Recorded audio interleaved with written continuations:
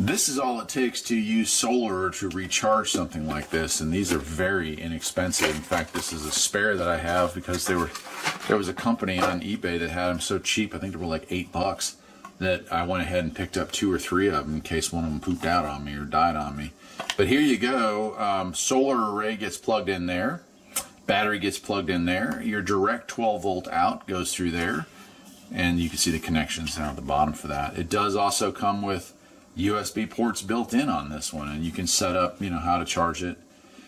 So you could put maybe 200 or 300 watts into a battery like this, and you'd be able to charge this thing fairly quickly, a few hours time.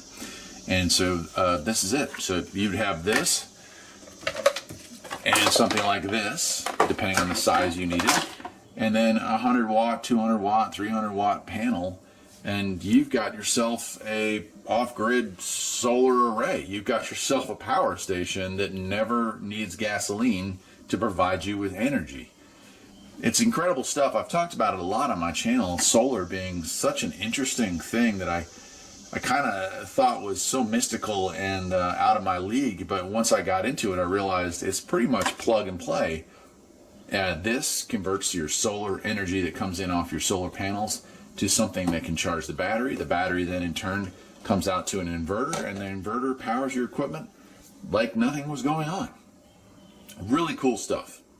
Now, solar panel wise, you could use anything from foldable panels like I've shown here on the channel to regular 100 watt panels like I have my system made out of.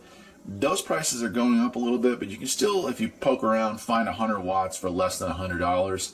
And so you can get an idea of the overall cost of a system like this to get started. You're not going to be producing as much energy as a gasoline generator with this setup right here, but you're also having a one-time cost.